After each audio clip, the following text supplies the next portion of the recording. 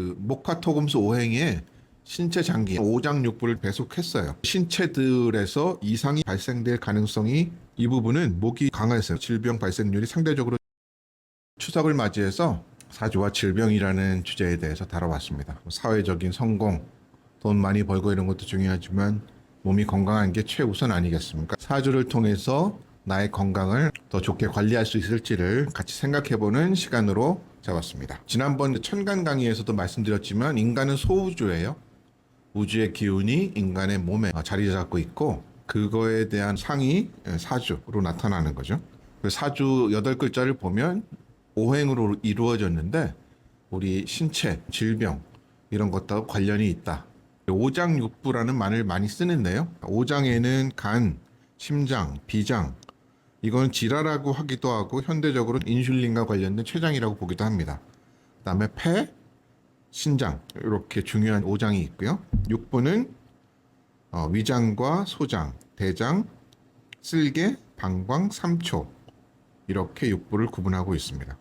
황제내견이라는 오래된 책에서도 인간 몸에 대한 연구를 많이 했고요. 사주의 책들에서도 이 천간 10글자하고 지지 12글자를 오장육부에 배속해가지고 연구를 했습니다. 적천수 청묘에서는 이런 말이 있어요. 오행이 화목한 자는 세상 재앙이 없다. 오행이 균형 있게 잡혀 있으면 사회적인 삶도 좋지만 건강적으로 좋다 이런 말입니다. 다르게 해석하면 이 사주의 오행의 균형이 무너졌을 때는 문제가 생길 수 있다 이런 걸 암시한다고 볼 수 있겠죠. 목화토금수 오행에 신체 장기 오장육부를 배속했어요. 목은 간이나 쓸개, 담에 간담에 됩니다. 간담이 서늘해진다 이런 얘기 많이 하잖아요. 목이 위축됐을 때 나오는 반응이겠죠. 간이 을목에 배송이 되고요. 쓸개가 이제 갑에 배송이 되는데 둘이 구분이 없는 경우도 있습니다. 또 갑 자체는 머리 모양을 상징하기 때문에 머리나든지 신경계를 뜻하기도 하고요.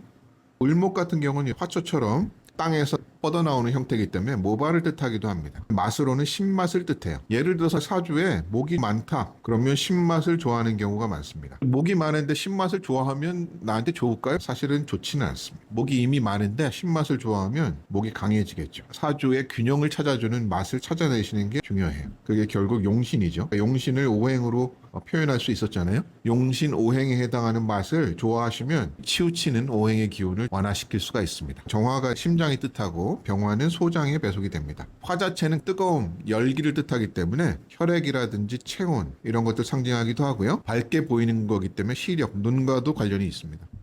쓴맛과 관련되어 있습니다. 토 자체가 결실이 나는 땅을 뜻하기 때문에 위장과 비장에 배속이 됩니다. 췌장하고도 관련되는 경우가 있고요. 피부를 뜻하기도 하죠. 맛으로는 단맛을 뜻합니다. 신금은 폐, 경금은 대장에 배송이 됩니다. 호흡기와 관련이 있습니다. 이목구비에서 코하고 관련이 많겠죠. 신라면 할 때 그 신자잖아요. 매운맛하고 관련이 있습니다. 수 자체는 물이잖아요. 신장하고 방광하고도 관련이 있습니다.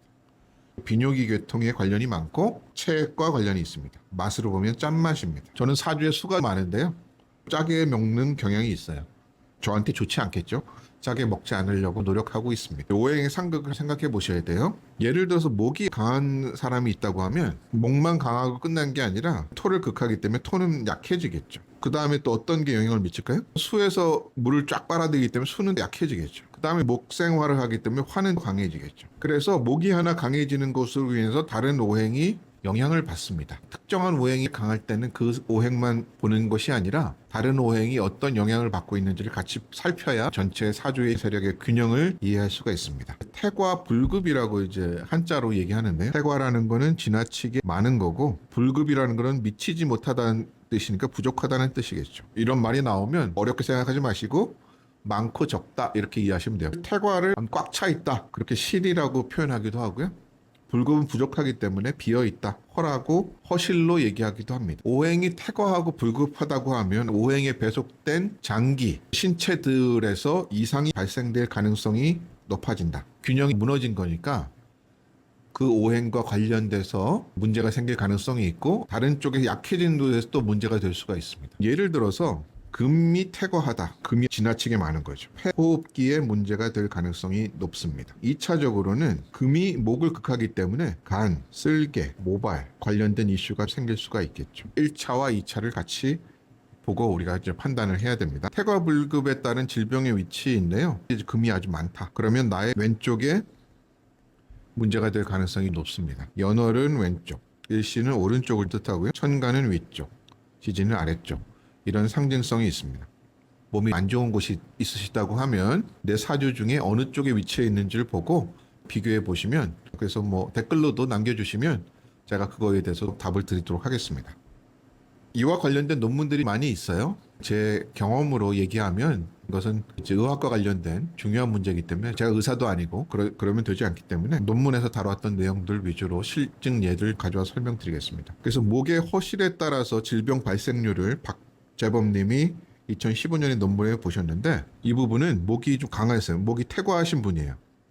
그래서 봤더니 일반적인 분에 비해서 질병 발생률이 상대적으로 높았다. 목이 퇴가하게 되면 목과 관련된 간이나 쓸개, 담이 영향을 받고 목극 토하는 위장과 비장에 영향을 받는데, 이쪽에서도 질병 발생률이 상대적으로 높았다. 가설로 내렸던 목과 관련된 질병이 증가한다.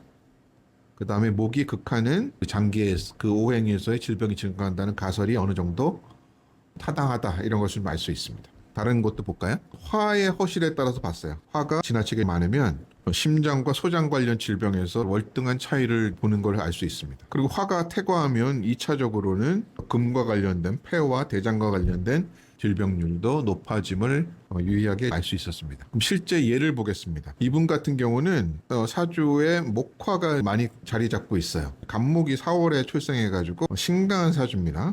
화도 자기 계절에 태어났고 수가 말라버리죠. 그래서 목화는 태과하고 수는 불급합니다. 목이라는 거 아까 이제 모발하고 관련이 있다고 했죠. 모발이 불에 타버리고 수가 없기 때문에 탈모로 고생하신, 특히 이제 목이 강했을 대운에 탈모로 고생하신 여자분 사주가 됩니다. 다음 예를 보겠을게요. 이분 같은 경우는 임수가 여름에 5월에 태어났네요. 여름에 태어났기 때문에 임수가 이제 보시면 극신약합니다. 화토가 강해가지고 수가 말라버릴 위기에 있습니다. 수는 불급하고 화토로 인해서 유방암이 발병하셨어요. 암이라는 것이 특정 오행이 강해져서 생긴 병이라기보다는 토하고 수가 어지럽히지는 환경에서 발생하는 경우를 임상적으로 많이 보게 됩니다.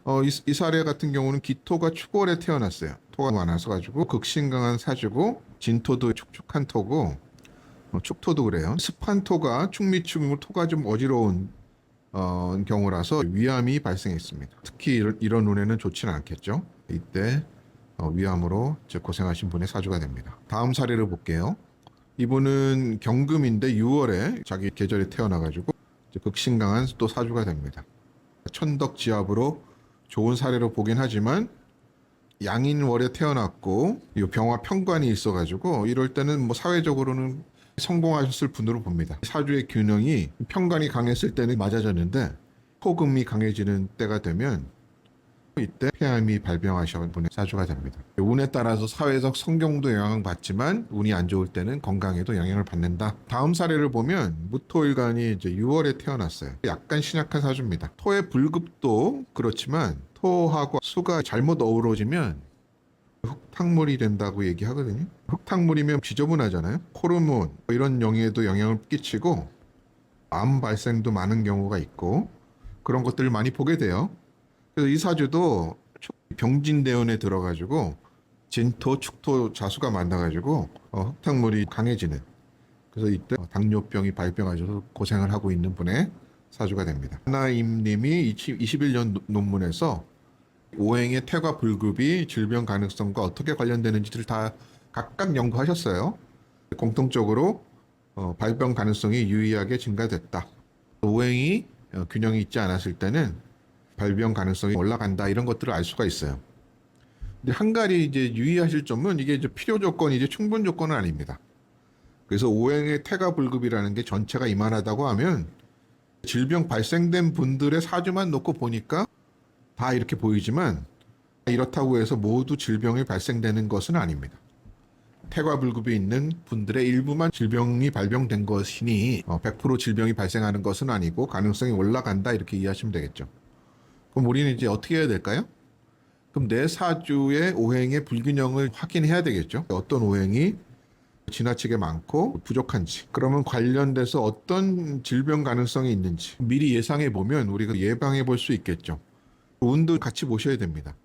불균형을 더 강하게 만드는 운이 왔을 때는 위험해지겠죠.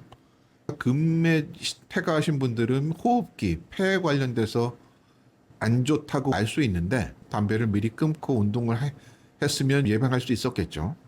운동이라든지 식습관, 생활습관, 그다음에 건강검진 등을 통해서 이런 것들을 피해갈 수 있는 것이 되니까 이게 개운법이 되겠죠. 추석 연휴에 모이셔가지고 각각의 사주를 보고, 이건 사주를 잘 해석하지 않아도 가능합니다. 오행이 어디가 많고 적은지 이렇게 눈에 띄니까, 그러면 그걸 보고 그 특정 오행에서 발생할 수 있는 질병 가능성을 보고 그것을 완화시키려도록 노력하면 되겠죠. 다음 시간에는 조금 더 재미있는 도움이 되는 내용으로 찾아뵙겠습니다.